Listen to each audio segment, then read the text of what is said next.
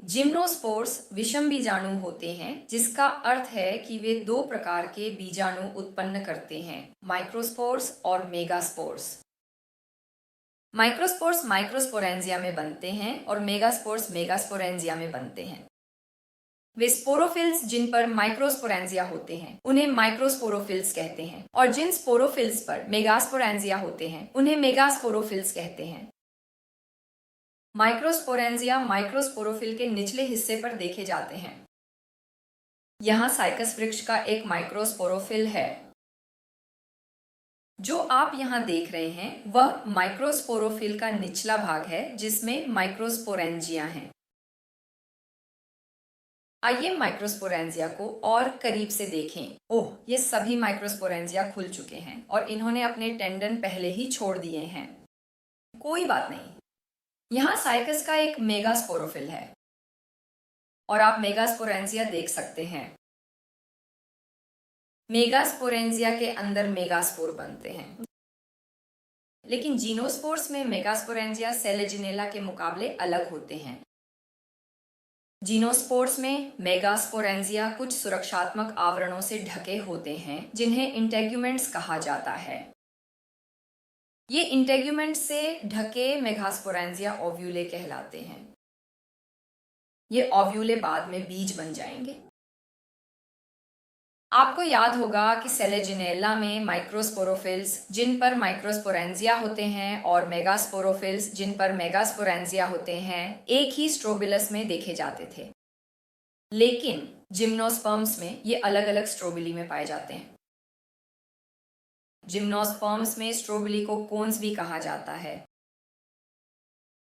इसलिए वे स्ट्रोबिलस या कोन्स जिनमें माइक्रोस्पोरोफिल्स और माइक्रोस्पोरेंजिया होते हैं उन्हें माइक्रोस्पोरेंजिएट स्ट्रोबिलस या मेल स्ट्रोबिलस या मेल कोन्स कहा जाता है।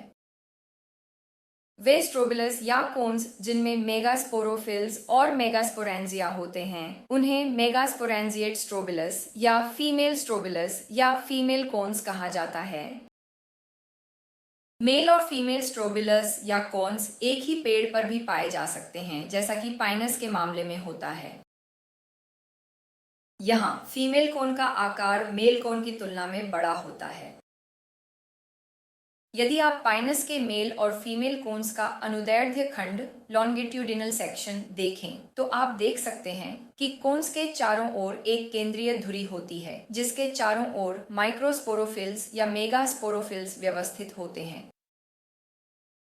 मेल और फीमेल कोन्स अलग अलग पेड़ों पर भी देखे जा सकते हैं, जैसा कि साइकस के मामले में होता है। लेकिन साइकस में मेगास्पोरोफिल्स एक कोन में केंद्रीय धुरी के चारों ओर व्यवस्थित नहीं होते हैं। इसके बजाय वे तने की चोटी पर ढीले ढाले तरीके से व्यवस्थित होते हैं, जो एक गुलदस्ता रोजेट जैसा दिखाई देता है। कभी कभी यह कोन जैसा दिख सकता है, लेकिन यह असली कोन नहीं होता। इसलिए साइकस में एक असली फीमेल कोन अनुपस्थित होता है। साइकस पौधों के अंडाणु पौधों के साम्राज्य में सबसे बड़े होते हैं। तो चलिए साइकस के अंडाणु की संरचना देखते हैं। अंडाणु का मुख्य भाग, जो कई कोशिकाओं से बना होता है, न्यूसेलस कहलाता है।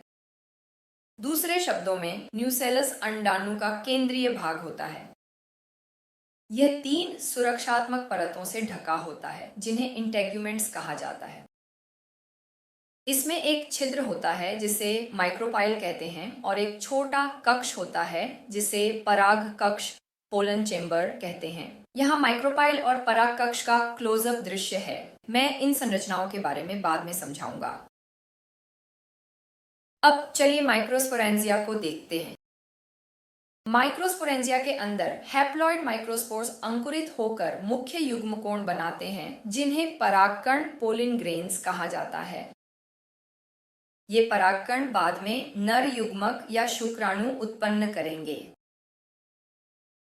प्रत्येक परागकण में 3 कोशिकाएं होती हैं, एक प्रोटेलियल कोशिका, एक जनरेटिव कोशिका और एक ट्यूब कोशिका।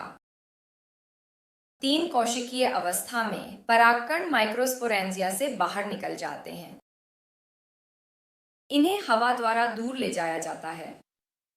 इस वीडियो में जो आपको धुएं जैसा दिख रहा है वह वास्तव में पराग का फैलाव है। इस वीडियो का लिंक नीचे डिस्क्रिप्शन बॉक्स में देखें। इस तरह का भारी मात्रा में पराग फैलाव वसंत ऋतु के दौरान होता है। कभी कभी इससे एलर्जिक राइनाइटिस या हे फीवर हो सकता है। हवा द्वारा ले जाए गए परागकण एक चिपचिपे बूंद में फंस जाते हैं, जिसे परागन बूंद पोलिनेशन ड्रॉप कहा जाता है। माइक्रोपाइल पर देखी जाने वाली परागण बूंद अंडाशयों द्वारा स्रावित की जाती है। पौधे के नर भाग से मादा भाग में या उसी पौधे या किसी अन्य पौधे के मादा भाग में पराग के स्थानांतरण को परागण कहा जाता है। लगभग सभी विवृत बीजियों जिम्नोस्पर्म्स में, जैसा कि हमने वीडियो में देखा, परागण में हवा महत्वपूर्ण भूमिका निभाती है। हवा द्वारा होने वाले इस प्रकार के परागण को एनेमोफिली कहा जाता है।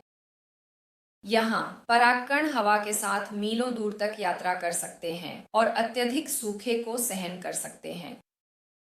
अब परागण बूंद सूख जाती है और परागकण अंडाशय के पराग कक्ष में खींच जाते हैं। माइक्रोपाइल बंद हो जाता है। परागकण से एक नली, जिसे परागनली कहते हैं, विकसित होने लगती है। परागण के 1 महीने बाद न्यूसेलस की एक कोशिका विभेदित होकर मेगास्पोर मदर सेल बन जाती है। मेगास्पोर मदर सेल मियोसिस विभाजन से गुजरती है और 4 हैप्लॉइड मेगास्पोर बनाती है। इन 4 हैप्लॉइड मेगास्पोर में से केवल एक ही क्रियाशील बनती है। बाकी 3 मेगास्पोर नष्ट हो जाती हैं, यानी मर जाती हैं। लंबे समय के बाद लगभग 1 वर्ष में क्रियाशील मेगास्पोर माइटोसिस विभाजन से गुजरती है और एक मादा गैमेटोफाइट बनाती है। इस मादा गैमेटोफाइट को एंडोस्पर्म भी कहा जाता है। मादा गैमेटोफाइट मादा युग्मक या अंडाणु मादा जनन अंगों में उत्पन्न करती है, जिन्हें आर्केगोनिया कहा जाता है। ये बीजांड के माइक्रोपाइलर छोर पे देखे जाते हैं। कभी कभी मादा गैमेटोफाइट द्वारा 2 से 8 आर्केगोनिया बनते हैं। इस समय तक परागकण में, जो बीजांड की पराग श्रृंखला में है, जनरेटिव सेल विभाजित होकर एक स्टॉक सेल और एक बॉडी सेल बनाता है।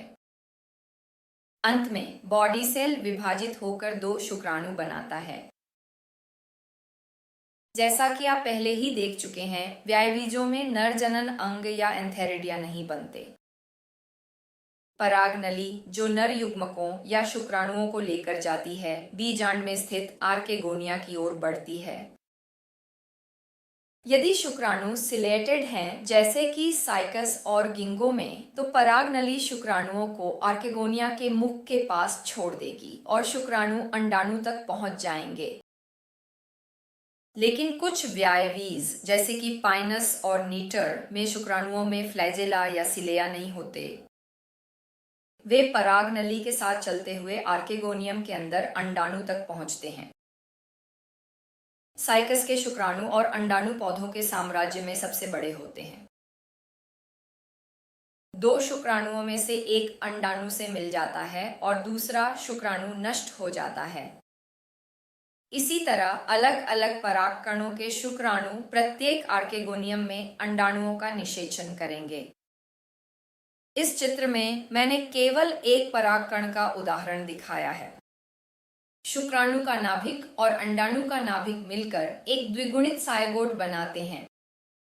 शैवाल, ब्रायोफाइट्स और टेरिडोफाइट्स के मामले में एंथेरिडिया में मौजूद शुक्राणुओं को आर्केगोनिया में अंडाणु तक पहुंचने के लिए पानी की आवश्यकता होती थी। लेकिन जिम्नोस्पर्म्स में एक बात ध्यान देने योग्य है कि निषेचन के लिए पानी की आवश्यकता नहीं थी।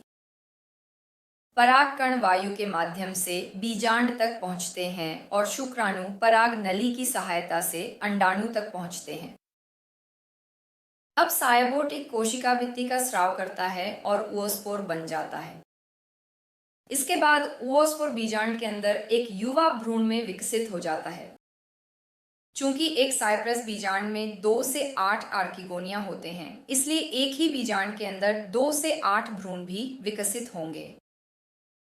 एक ही बीजांड के अंदर एक से अधिक भ्रूण के विकास की घटना को पॉलीएम्ब्रियोनी कहा जाता है। 2 से 8 भ्रूणों में से केवल एक भ्रूण परिपक्वता तक पहुंचेगा, बाकी भ्रूण नष्ट हो जाते हैं। निषेचन के बाद होने वाले ये सभी परिवर्तन बीजांड को बीज में बदल देते हैं। इसलिए बीज मूल रूप से एक निषेचित बीजांड है। बीजों के कई फायदे होते हैं। वे कई परतों वाली कोशिकाओं से सुरक्षित रहते हैं। वे हवा, पानी या जानवरों द्वारा फैलाए जा सकते हैं। वे तब तक सुप्त रह सकते हैं जब तक अंकुरण के लिए अनुकूल परिस्थितियां न हों। अंदर संग्रहित भोजन, जिसे एंडोस्पर्म कहा जाता है, अंकुरण के समय भ्रूण द्वारा उपयोग किया जा सकता है। जहां अंकुरण के लिए परिस्थितियां अनुकूल होती हैं, वहां बीज अंकुरित होकर एक युवा द्विगुणित स्पोरोफाइट बन जाता है, जो जीन्स का मुख्य पौधा होता है।